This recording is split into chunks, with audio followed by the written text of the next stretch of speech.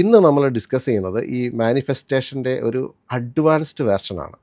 ഇത് നമ്മുടെ 21 ഡേയ്സ് മാനിഫെസ്റ്റേഷനിൽ നമ്മളിത് പറഞ്ഞു പോകുന്നുണ്ടെങ്കിലും അതിൻ്റെ ഒരു ഡീപ്പർ ലെവലിലേക്ക് ഞാൻ പറഞ്ഞിട്ടില്ല. അതിൻ്റെ കാരണം അതെല്ലാവർക്കും അത് മനസ്സിലാകുകയുമില്ല. അത് ചില ആളുകൾക്കെങ്കിലും അത് ഒരു സംശയദൃഷ്ടിയോടു കൂടി അത് കാണുകയും ചെയ്യും. അപ്പം ഞാനീ പറയുന്ന കാര്യം എന്ന് പറയുന്നത് മറ്റൊന്നുമല്ല, നമ്മുടെ 5th ഡൈമെൻഷണൽ മാനിഫെസ്റ്റേഷനാണ് 21 ഡേയ്സ് മാനിഫെസ്റ്റേഷനിൽ നമ്മൾ ഡിസ്കസ് ചെയ്തിട്ടുള്ളത്. നിങ്ങൾക്കറിയാമല്ലോ. അപ്പോൾ നമ്മളതിനകത്ത് ആദ്യമേ തന്നെ നമ്മുടെ ക്ലാസ്സുകളിൽ പറയുന്നുണ്ട്, മാനിഫെസ്റ്റേഷൻ മെട്രിക്സിൽ നമ്മൾ പറയുന്നുണ്ട് 2 തരത്തിലുള്ള മാനിഫെസ്റ്റേഷൻ എന്ന് പറയുന്നത്. ഒന്ന് 3 ഡൈമെൻഷണൽ മാനിഫെസ്റ്റേഷൻ, മറ്റൊന്നെന്ന് പറയുന്നത് 5th dimensional manifestation. 3 dimensional manifestation എന്ന് പറയുന്നത് നമ്മൾ പറഞ്ഞു പോകുന്നുണ്ട് എന്താണ്, നമുക്ക് ഒരു കാര്യം നമുക്ക് നേടണം. അപ്പോൾ നമ്മളെന്ത് ചെയ്യും, അതിന് വേണ്ടിയിട്ട് അത് ലോജിക്കലായിട്ടുള്ള ഒരു ചിന്ത വെച്ചിട്ട് നമ്മളതിനെ അച്ചീവ് ചെയ്യുന്നു. അതേസമയം 5th ഡൈമെൻഷൻ എന്ന് പറഞ്ഞു കഴിഞ്ഞാൽ നമുക്ക് ചിലപ്പോൾ ലോജിക്കലായിട്ട് നോക്കിക്കഴിഞ്ഞാൽ നമ്മുടെ ആഗ്രഹം എന്ന് പറയുന്നത് ചിലപ്പം ഇറ്റ്സ് ടു ബിഗ് ആയിരിക്കും, അല്ലെങ്കിൽ അത് ചിലപ്പോൾ അത്രയും നമുക്ക് അച്ചീവ് ചെയ്യാൻ പറ്റുമോ എന്നുള്ള സംശയമുള്ള കാര്യങ്ങളായിരിക്കും. നമ്മുടെ തന്നെ ലൈഫിൽ നമ്മൾ കണ്ടിട്ടുണ്ട് പല ആളുകളും ഇതേപോലെ അവർ അച്ചീവ് ചെയ്യാൻ പറ്റുമോ എന്ന് നമ്മൾ പോലും ചിന്തിക്കുന്ന കാര്യങ്ങൾ ചിലർ വളരെ പെട്ടെന്ന് തന്നെ അവർ അച്ചീവ് ചെയ്യുന്നത് നമ്മൾ കണ്ടിട്ടുണ്ട്. അപ്പോൾ അവർ ആ സ്വപ്നം കാണുന്ന സമയത്ത് ഒരു പക്ഷേ അവരുടെ കയ്യിൽ അതിനുള്ള റിസോഴ്സോ അല്ലെങ്കിൽ അതിനുള്ള പണമോ അല്ലെങ്കിൽ അതിനുള്ള വഴികളോ ഒന്നും ഉണ്ടായിട്ടായിരിക്കില്ല അവർ സ്വപ്നം കണ്ടത്, പക്ഷേ അവരതിലേക്ക് എത്തിയിട്ടുള്ളതായിട്ട് നമ്മൾ കണ്ടിട്ടുണ്ട്. അപ്പോൾ അതെങ്ങനെയാണ്, അല്ലെങ്കിൽ അതിൻ്റെ ഒരു എന്താണ് അതിൻ്റെ പിന്നിലെ ഒരു കാര്യം, എങ്ങനെയാണ് നമുക്കതെങ്ങനെ ഒരു പ്രാക്ടിക്കൽ സെൻസിൽ എങ്ങനെ ഓപ്പറേറ്റ് ചെയ്യാം എന്നുള്ളതാണ് നമ്മൾ ഇന്ന് ഡിസ്കസ് ചെയ്യുന്നത്. അപ്പോൾ ഈ 3 ഡൈമെൻഷണൽ മാനിഫെസ്റ്റേഷനെ ഡോക്ടർ ജോ ഡിസ്പെൻസ പറയുന്നത്, അല്ലെങ്കിൽ അദ്ദേഹത്തിൻ്റെ ഒരു വേർഡ് എടുക്കുകയാണെന്നുണ്ടെങ്കിൽ ത്രീ ഡൈമെൻഷൻ മാനിഫെസ്റ്റേഷന് നമ്മൾ പറയുന്നത് സ്പേസ് ടൈം എന്നാണ്. അതായത് സ്പേസ് ടൈം എന്ന് പറയുന്നത് എന്താണ് നമുക്ക് ചെറുതായിട്ടൊന്ന് മനസ്സിലാക്കാം. അപ്പോൾ ഇതാണ് ഞാൻ പറഞ്ഞത്, കുറച്ച് ഇൻട്രസ്റ്റിംഗ് ആയിട്ടുള്ള സബ്ജക്റ്റാണ്. നിങ്ങൾക്കത് കേട്ട് കഴിഞ്ഞ് നിങ്ങൾ അതിനകത്ത് കൂടുതൽ തിരയാൻ തുടങ്ങും. അത് വളരെ നല്ലതാണ്, നമ്മൾ അതേപ്പറ്റി കൂടുതൽ മനസ്സിലാക്കുന്നത്. അപ്പോൾ ഈ ഒരു സ്പേസ് ടൈം എന്ന് പറയുന്നത് വെച്ചാൽ, ഷിഫിലിന് ഒരു മെഴ്സിഡസ് ബെൻസ് വാങ്ങണം, അല്ലെങ്കിൽ ഒരു ഡിഫൻഡർ കാർ വാങ്ങണമെന്ന് വിചാരിക്കുക. ഡിഫൻഡറിന് ഏകദേശം ഒരു 1.5 കോടി വിലയുള്ള ഒരു ഡിഫൻഡറാണ് ഇപ്പോൾ വാങ്ങാൻ പോവാണ്. അപ്പോൾ നമ്മൾ ഈ സ്പേസ് ടൈമിൽ ഡിഫൻഡർ കാറിനെ കുറിച്ച് ഷിഫിൽ ചിന്തിക്കുമ്പോൾ, ഷിഫിലിന് ഇപ്പം ഉള്ളത് ഒരു ടൊയോട്ട ഫോർച്യൂണർ ആയിരിക്കും, അല്ലെങ്കിൽ ഒരു കൊറോളയാണോ എന്ന് വിചാരിക്കുക, എന്തെങ്കിലും ആവട്ടെ. അപ്പോൾ ഇപ്പോൾ ഈ ഡിഫൻഡറിനെ കുറിച്ച് ആദ്യം വിചാരിക്കുമ്പോഴത്തേക്കും നമ്മുടെ മനസ്സിൽ ആദ്യം വരുന്നത് ഡിഫൻഡറും ഇപ്പം നമ്മൾ ഉപയോഗിക്കുന്ന വണ്ടിയുമായിട്ടുള്ളൊരു സെപ്പറേഷനാണ്. കാരണം നമ്മളിപ്പോൾ ഉപയോഗിക്കുന്ന ഡിഫൻഡർ അല്ല എന്ന് നമുക്കറിയാം, നമുക്ക് വേണ്ടത് ഒരു ഡിഫൻഡറാണ്. അപ്പോൾ ആ ഡിഫൻഡർ നമുക്ക് കിട്ടിക്കഴിയുമ്പോൾ ഉള്ള ആ ഒരു ഇമോഷൻ, അല്ലെങ്കിൽ ആ ഡിഫൻഡർ കിട്ടിക്കഴിയുമ്പോൾ ഉള്ള നമ്മൾ ആ ഡിഫൻഡറിന് ഒരു ഓണർ ആവുകയും അതിൻ്റെ ഒരു കംഫർട്ട് എൻജോയ് ചെയ്യുകയും ചെയ്യുമ്പോൾ ഉള്ള ആ ഒരു ഇമോഷൻ, അതെന്താണ് എന്നുള്ളത് ഇപ്പോഴത്തെ ഇമോഷനുമായിട്ട് സെപ്പറേറ്റഡ് ആണ്. കാരണം ഇപ്പോൾ ഉപയോഗിക്കുന്ന ഒരു സാധാരണ കാറാണ് എന്ന് വിചാരിക്കുക.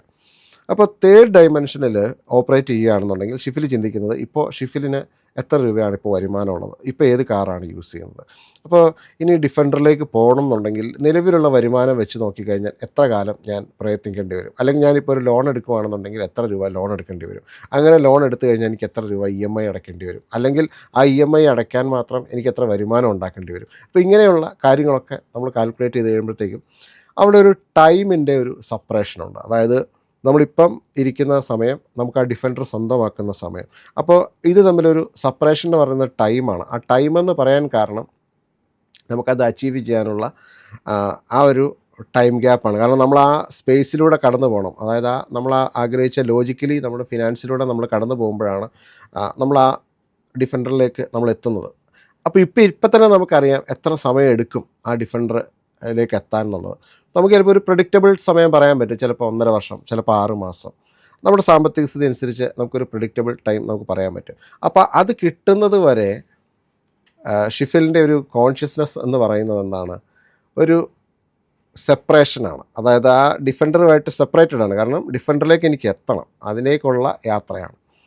അപ്പം നമ്മൾ ആ ഒരു യാത്രയിൽ പോകുമ്പോൾ നമ്മൾ പക്കാ ലോജിക്കലാണ്, നമ്മുടെ മനസ്സ് വളരെ അനലിറ്റിക്കലാണ്, നമുക്കിത് കിട്ടുമോ ഇല്ലയോ. ചിലപ്പോൾ നമ്മൾ നോക്കുമ്പോൾ ചിലപ്പം അതിനുവേണ്ടി ശ്രമിച്ചു കഴിയുമ്പോൾ ആ ഒരു ഫണ്ടിൻ്റെ ചില പ്രശ്നങ്ങളോ അല്ലെങ്കിൽ എന്തെങ്കിലുമൊക്കെ നമ്മൾ കാൽക്കുലേറ്റ് ചെയ്യുമ്പോൾ ലോജിക്കലി നമുക്ക് ചിലപ്പോൾ അതിലെത്താൻ പറ്റില്ല എന്നുള്ളത്, ചിലപ്പോൾ നമ്മൾ ആ ഒരു കാര്യം തന്നെ തൽക്കാലത്തേക്ക് ഡ്രോപ്പ് ചെയ്യും. പിന്നെ വിചാരിക്കും ഓക്കെ ഇനി ഒരു 5 വർഷം കഴിഞ്ഞിട്ട് വേണമെങ്കിൽ നോക്കാം എന്ന് വിചാരിക്കും. ഇതാണ് സാധാരണ ഒരു സ്പേസ് ടൈമിൽ ഓപ്പറേറ്റ് ചെയ്യുന്ന ഒരു സാധാരണ ചിന്താഗതി എന്ന് പറയുന്നത്. ഇത് നമ്മളൊരു ന്യൂട്ടോണിയൻ ഫ്രെയിം വർക്ക് എന്നാണ് ഡോക്ടർ ജോ ഡിസ്പെൻസ അതിന് പറയുന്നത്. അപ്പോൾ അതിൻ്റെ കാരണം എന്താണെന്നുള്ളത് ഞാൻ പറയാം. അപ്പോൾ നമുക്ക് ഇവിടെ എന്ന് പറയുന്നത് ടൈം എന്ന് പറയുന്നത് ഒരു ലീനിയർ പ്രോഗ്രഷനാണ്. അതായത് അതിനൊരു സമയമുണ്ട്. നമ്മുടെ വരുമാനം, നമുക്കിപ്പോൾ ഉള്ള നമ്മുടെ അക്കൗണ്ടിലുള്ള പൈസ, പിന്നെ ഒരു ലോൺ എടുക്കാനുള്ള സാധ്യത, അതൊക്കെ കഴിഞ്ഞിട്ട് നമുക്ക് ഈ വണ്ടിയിലേക്ക് എത്താനുള്ള ഒരു ലീനിയർ ആയിട്ടുള്ളൊരു സമയമാണ് നമ്മളവിടെ കാണുന്നത് എന്ന് പറയുന്നത്. അതേസമയം ടൈം സ്പേസ് എന്ന് പറഞ്ഞാൽ അവിടെ അതിനാണ് നമ്മളൊരു ക്വാണ്ടം ഫ്രെയിം വർക്ക് എന്ന് പറയുന്നത്. അതായത് അവിടെ അവിടെ നമുക്ക് വരുന്നത് ടൈം എന്ന് പറയുന്ന ഒരു നോൺ ലീനിയർ ആയിട്ടാണ്. അതായത് അവിടെ നമ്മൾ കാണുന്നത് ഇതിനെ ഒരു മെറ്റീരിയലായിട്ടല്ല. എന്ന് പറഞ്ഞാൽ തേർഡ് ഡൈമെൻഷനിൽ നമുക്ക് എല്ലാ കാര്യവും നമ്മുടെ സെൻസ് കൊണ്ട് ഈ 5 സെൻസ് കൊണ്ട് നമുക്കതിനെ മനസ്സിലാക്കും. ഇപ്പോൾ ഒരു ഡിഫൻഡർ കാർ ആണെന്നുണ്ടെങ്കിൽ ആ ഡിഫൻഡർ കാർ കാണുമ്പോൾ തന്നെ അതിൻ്റെ രൂപവും അതിൻ്റെ ഹൈറ്റും അതിൻ്റെ വിഡ്ത്തും അതിൻ്റെ ലോഗോയും അതെല്ലാം കാണുമ്പോൾ നമുക്ക് മനസ്സിലാവും ഇതൊരു ഡിഫൻഡർ കാറാണ്. കാരണം നമുക്ക് കണ്ണുകൊണ്ട് കാണാം, അതിൻ്റെ ശബ്ദം നമുക്ക് അനുഭവിക്കാം, അതിനകത്ത് കയറുമ്പോൾ ഉള്ള ആ ഒരു കംഫർട്ട് നമുക്ക് എക്സ്പീരിയൻസ് ചെയ്യാം, ആ എയർ കണ്ടീഷൻ്റെ ആ ഒരു കംഫർട്ട് നമുക്ക് എക്സ്പീരിയൻസ് ചെയ്യാം, ലെതർ സീറ്റിൻ്റെ കംഫർട്ട് നമുക്ക് എക്സ്പീരിയൻസ് ചെയ്യാൻ പറ്റും. അതിനകത്തുനിന്നുള്ള ആ ഒരു നല്ല പുതിയ ലെതറിൻ്റെ ആ ഒരു സ്മെല്ലും ആ നല്ല ഫ്രാഗ്രൻസും നമുക്ക് എക്സ്പീരിയൻസ് ചെയ്യാൻ പറ്റും. ഇതൊക്കെ നമ്മൾ എക്സ്പീരിയൻസ് ചെയ്യുന്നത് നമ്മളുടെ സെൻസ് കൊണ്ടാണ്. അപ്പം നമ്മുടെ ഈ തേർഡ് ഡൈമെൻഷണൽ വേൾഡിൽ എല്ലാം നമ്മൾ എക്സ്പീരിയൻസ് ചെയ്യുന്നത് നമ്മുടെ സെൻസ് കൊണ്ടാണ്. നമ്മുടെ സെൻസ് ഇല്ലെന്നുണ്ടെങ്കിൽ നമുക്ക് തിരിച്ചറിയാൻ പറ്റില്ല, അല്ലേ? നമ്മുടെ കണ്ണുകളും അല്ലെങ്കിൽ നമ്മുടെ സെൻസിനെയൊക്കെ നമ്മളൊന്ന് അൺപ്ലഗ് ചെയ്ത് കഴിഞ്ഞാൽ നമുക്ക് ഈ ലോകത്തുള്ളത് ഒന്നിനെ നമുക്ക് എക്സ്പീരിയൻസ് ചെയ്യാൻ പറ്റില്ല, ഒരു കാര്യവും നമുക്ക് എക്സ്പീരിയൻസ് ചെയ്യാൻ പറ്റില്ല. അതേസമയം ഈ ടൈം സ്പേസിലേക്ക് വരുമ്പോഴത്തേക്കും അവിടെ നമ്മൾ മാറ്റർ അല്ല, അവിടെ എല്ലാം നമ്മൾ പാർട്ടിക്കിൾസും വേവ്സുമായിട്ടാണ് കാണുന്നത്. എന്ന് പറഞ്ഞാൽ തേർഡ് ഡൈമെൻഷനിൽ നമ്മൾ കാണുന്നത് നമ്മളെല്ലാത്തും മാറ്ററാണ്. കാരണം ഒരു ഫിസിക്കൽ മാറ്ററാണ്, നമുക്ക് കാണാൻ പറ്റും, നമുക്ക് തൊട്ടതിനെ അറിയാൻ പറ്റും. പക്ഷേ ഈ ടൈം സ്പേസ് അല്ലെങ്കിൽ അതിനെ ഒരു ക്വാണ്ടം ഫ്രെയിം വർക്കിൽ നമ്മളതിനെ കാണുമ്പോൾ അവിടെയെല്ലാം നമ്മൾ കാണുന്നത് ഒന്നുകിൽ ഇൻഫർമേഷൻ അല്ലെങ്കിൽ പാർട്ടിക്കിൾസ് അല്ലെങ്കിൽ വേവ്സ് ആയിട്ടും എനർജി ആയിട്ടും ഇൻഫർമേഷനായിട്ടുമാണ് നമ്മളവിടെ, അല്ലെങ്കിൽ കോൺഷ്യസ്നെസ് ആയിട്ടാണ് നമ്മളവിടെ കാണുന്നത്. അപ്പോൾ അത് സെൻസുകൾ കൊണ്ട് നമുക്ക് മനസ്സിലാക്കാൻ കഴിയില്ല, ബിയോണ്ട് സെൻസസ് ആണ് നമ്മളതിനെ നമുക്ക് തിരിച്ചറിയാൻ സാധിക്കുക. അതായത് ഫിഫ്ത്ത് ഡൈമെൻഷൻ അല്ലെങ്കിൽ ഈ ക്വാണ്ടം ഫ്രെയിം വർക്ക് എന്ന് പറയുന്ന കാര്യത്തിൽ ഈ ഫിഫ്ത്ത് ഡൈമെൻഷനിൽ ഓപ്പറേറ്റ് ചെയ്യുമ്പോഴാണ് നമ്മൾ ശരിക്കും ഈ മാനിഫെസ്റ്റേഷൻ ഒരു ബ്യൂട്ടി നമുക്ക് എൻജോയ് ചെയ്യാൻ പറ്റുന്നത്. ഇപ്പോൾ തേർഡ് ഡൈമെൻഷൻ എന്ന് പറഞ്ഞു കഴിഞ്ഞാൽ ഓക്കെ, നമുക്ക് ലോജിക്കലായിട്ട് നമ്മുടെ അനലിറ്റിക്കൽ മൈൻഡിനെ ഹാൻഡിൽ ചെയ്യാൻ പറ്റുന്ന കാര്യങ്ങളാണ് നമ്മൾ അതിന് വേണ്ടിയിട്ടാണ് നമ്മൾ ശ്രമിക്കുന്നു എങ്കിൽ, നമുക്ക് ഫിഫ്ത്ത് ഡൈമെൻഷൻ എന്ന് പറഞ്ഞാൽ നമുക്ക് കമ്പാരിറ്റീവ്ലി കുറച്ച് എക്സ്റ്റെൻസീവായിട്ടുള്ള അല്ലെങ്കിൽ നമുക്ക് കുറച്ച് ബിഗ്ഗർ ആണെന്ന് തോന്നുന്ന ആ ഒരു ഗോളും അങ്ങനെയുള്ള കാര്യങ്ങളും നമുക്ക് റിയലൈസ് ചെയ്യാൻ പറ്റും എന്നുള്ളതാണ് അതിൻ്റെ ഒരു മാജിക്കൽ കാര്യമെന്ന് പറയുന്നത്. അപ്പോൾ ഇതിൻ്റെ ഒരു സയൻറ്റിഫിക് പോയിൻ്റ് ഓഫ് വ്യൂവിലേക്ക് നമ്മൾ നോക്കിക്കഴിഞ്ഞാൽ ഇപ്പോഴും ഇതിനകത്ത് സ്റ്റഡീസൊക്കെ നടക്കുന്നുണ്ടെങ്കിലും ഇത് സയൻറ്റിഫിക്കലി പ്രൂവൺ അല്ല. ഈ ക്വാണ്ടം മെക്കാനിക്സ് വെച്ചിട്ട് അങ്ങനെ 100% സയൻറ്റിഫിക്കലി പ്രൂവൺ ആണെന്ന് നമുക്ക് ക്ലെയിം ചെയ്യാൻ കഴിയില്ല. പക്ഷേ പ്രാക്ടിക്കലി ഇത് പോസിബിളാണ്. ഞാനിത് ഒരുപാട് തവണ എക്സ്പീരിയൻസ് ചെയ്തിട്ടുണ്ട്. അങ്ങനെ ഒരുപാട് എക്സ്പീരിയൻസ് ചെയ്തിട്ടുള്ള ആ ഒരു സ്റ്റോറീസ് നമുക്ക് ഒരുപാട് അറിയാം. അപ്പോൾ ഇവിടെ നമുക്ക് എങ്ങനെയാണെന്ന് വെച്ചാൽ പ്രാക്ടിക്കൽ സെൻസിൽ ഈ ഫിഫ്ത്ത് ഡൈമെൻഷനിൽ നമുക്ക് എങ്ങനെയാണ് ഓപ്പറേറ്റ് ചെയ്യുന്നത് എന്നുള്ളത് നമുക്കൊന്ന് പ്രാക്ടീസ് ചെയ്ത് നോക്കാം. അപ്പോൾ എല്ലാം നമ്മുടെ പ്രാക്ടീസിലൂടെയാണ് നമ്മളിത് എക്സ്പീരിയൻസ് ചെയ്യുന്നത്. അപ്പോൾ അതാണ് നമ്മളിന്ന് ഡിസ്കസ് ചെയ്യുന്ന ഒരു കാര്യം എന്ന് പറയുന്നത്. നമുക്ക് ഒന്ന് നോക്കിക്കഴിഞ്ഞാൽ ഇപ്പോൾ എന്താണ് നമ്മുടെ ഈ ഏറ്റവും ബേസിക് ആയിട്ടുള്ള ഒരു മാറ്ററിൻ്റെ ഒരു ബിൽഡിംഗ് ബ്ലോക്ക്, ഒരു ബേസിക് ബിൽഡിംഗ് ബ്ലോക്ക് എന്ന് പറയുന്നത് നമുക്കറിയാം. എന്താണ് ഒരു മാറ്ററിൻ്റെ ബേസിക് ബിൽഡിംഗ് ബ്ലോക്ക്? ആറ്റംസ് ആണ്. നമ്മൾ പഠിച്ചിട്ടുണ്ട് അല്ലേ? ആറ്റംസ് ആണ്. ഏറ്റവും ചെറിയ ഒരു കണികയാണ് നമുക്കൊരു എന്ത് കാര്യത്തിൻ്റെ ആണെങ്കിലും ഒരു ബേസിക് ബിൽഡിംഗ് ബ്ലോക്ക് എന്ന് പറയുന്നത്. അപ്പോൾ ഈ ഒരു ആറ്റംസിലേക്ക് നമ്മൾ നോക്കിക്കഴിഞ്ഞാൽ എന്താണ് ആറ്റംസിനകത്ത് എന്താണുള്ളത്? നമ്മൾ ജനറലി പറഞ്ഞാൽ അതിനകത്ത് ന്യൂട്രോൺസ് ഉണ്ട്, ഫോട്ടോൺസ് ഉണ്ട്, പിന്നെ അതിന് ചുറ്റും കറങ്ങുന്ന ഇലക്ട്രോൺസ് ഉണ്ട്. അപ്പോൾ ഇതാണ് ഏത് മാറ്റർ എടുത്താലും അതിൻ്റെ ബേസിക് എന്ന് പറയുന്നത് ഇതാണ്. ശരിയല്ലേ? നമ്മൾ മനുഷ്യൻ്റെ ബോഡി എടുത്താലും ഒരു കാർ എടുത്താലും ഡിഫൻഡർ എടുത്താലും നമ്മുടെ ഇരിക്കുന്ന ചെയറും നമ്മുടെ ടേബിളും നമ്മൾ കഴിക്കുന്ന ഫുഡ് ഏതെടുത്താലും ഇതിൻ്റെ ബേസിക് ബിൽഡിംഗ് ബ്ലോക്ക് എന്ന് പറയുന്നത് ഒരു ആറ്റം തന്നെയാണ്. അത് ഏതെങ്കിലും ഒരു ആറ്റം ആയിരിക്കാം, അല്ലെങ്കിൽ അതിൻ്റെ ഒരു ഇനി അടുത്തത് ഇതിൻ്റെ ഒരു കോമ്പിനേഷന് നമ്മളതിനെ മോളിക്യൂൾസ് എന്ന് പറയും. അതായത് വാട്ടർ എന്ന് പറയുന്ന ഒരു മോളിക്യൂളാണ്. അപ്പം അതിൻ്റെ ഒരു കോമ്പിനേഷനാണ് എന്താണ് ഹൈഡ്രജനും ഓക്സിജനും ചേരുന്ന ഒരു കോമ്പിനേഷനാണ് വരുന്നതാകുമ്പോഴാണ് അതൊരു വാട്ടർ മോളിക്യൂളായി മാറുന്നത്. അപ്പോൾ അപ്പം ഞാൻ പറഞ്ഞു വന്നതെന്ന് വെച്ചാൽ ഇതാണ് ഇതിൻ്റെ ഒരു ഏതൊരു മാറ്റർ എടുത്താലും അതിൻ്റെ ബേസിക് എന്ന് പറയുന്നത് ഇതാണ്. അപ്പോൾ അതിൻ്റെ പല കോമ്പിനേഷനാണ് നമ്മൾ ഓരോരുത്തരും നമ്മുടെ ശരീരവും നമ്മുടെ നമ്മുടെ ചുറ്റുപാടുമുള്ള കാര്യങ്ങളും ഒക്കെ ഉള്ളത്. അപ്പോൾ നമ്മൾ ആ നിലയ്ക്ക് നോക്കിക്കഴിഞ്ഞാൽ നമ്മുടെയൊക്കെ ബേസിക് ബിൽഡിംഗ് ബ്ലോക്ക് എന്ന് പറയുന്നത് സെയിം തന്നെയാണ്, അല്ലേ? നമ്മൾ ഏതെടുത്താലും നമ്മുടെ എല്ലാം ബേസിക് ബിൽഡിംഗ് ബ്ലോക്ക് എന്ന് പറയുന്നത് സെയിം തന്നെയാണ്. അപ്പോൾ ഇതിനെ സെപ്പറേറ്റ് ചെയ്യുന്ന ഒരു കാര്യമെന്ന് പറയുന്നത് നമ്മുടെ കോൺഷ്യസ്നെസ്സാണ്. കോൺഷ്യസ്നെസ് എന്ന് പറയുന്നത് ഒരു ബോധതലമാണ്. അത് ഓരോരുത്തരും ഓപ്പറേറ്റ് ചെയ്യുന്നത് ഡിഫറെൻറ്റ് ലെവലിലാണ്, ശരിയല്ലേ? ഇപ്പം എൻ്റെ ഒരു കോൺഷ്യസ്നെസ് അല്ല ദേവിക്കുള്ളത്, ദേവിയുടെ ഒരു കോൺഷ്യസ്നെസ് അല്ല ഷിഫിലിനുള്ളത്. ഇനി അതുപോലെ തന്നെ നമ്മൾ കഴിക്കുന്ന ഭക്ഷണത്തിനാണെങ്കിലും ആ ഭക്ഷണത്തിന് അതിൻ്റേതായ ഒരു കോൺഷ്യസ്നെസ് ഉണ്ട്, അല്ലേ? കാരണം നമ്മൾ ആ ഭക്ഷണം കഴിച്ച് കഴിയുമ്പോൾ രാവിലെ നമ്മൾ ഇഡ്ഡലിയും സാമ്പാറും കഴിച്ച് കഴിഞ്ഞാൽ അതിനകത്തുനിന്ന് അത് നമ്മുടെ ശരീരത്തിനകത്തേക്ക് പ്രവേശിച്ച് കഴിഞ്ഞാൽ ശരീരത്തിന് പ്രത്യേകിച്ച് സംശയമൊന്നുമില്ല അതിനകത്ത് ഏതൊക്കെ പാർട്ട്, എങ്ങനെയൊക്കെ പോകണം, ഏതൊക്കെ പ്രോട്ടീൻസ് ആവണം, ഏതൊക്കെ ഫാറ്റ് ആവണം, ഏതൊക്കെ എനർജി ആവണം, ഏതൊക്കെ വിസർജ്യമായിട്ട് പുറത്തേക്ക് പോകണം, ആവശ്യമില്ലാത്ത എന്തൊക്കെയാണ്, ഇതൊക്കെ ഓൾറെഡി നമ്മുടെ ഈ കഴിക്കുമ്പോൾ തന്നെ ഈ ഫുഡിനും ഈ കോൺഷ്യസ്നെസ്സും ഉള്ളതുകൊണ്ടാണ് അങ്ങനെ അത് സെപ്പറേറ്റ് ആയിട്ട് പോകുന്നത്, അല്ലേ? അതുപോലെ തന്നെ നമുക്ക് ശരീരത്തിന് പറ്റാത്ത ഭക്ഷണം കഴിച്ചു കഴിഞ്ഞാൽ അപ്പോൾ തന്നെ ശരീരം പ്രതികരിക്കും. അപ്പം ഈ പറയുന്ന എല്ലാത്തിനും അതിൻ്റേതായ ഒരു കോൺഷ്യസ്നെസ്, ഒരു ബോധം ഓൾറെഡി ഉണ്ട്. ഡൈമെൻഷൻ എന്ന് പറയുന്ന അവിടെ സംഭവിക്കുന്നത് കംപ്ലീറ്റ് കോൺഷ്യസ്നെസ് ആണ്, അല്ലെങ്കിൽ ബോധമാണ്.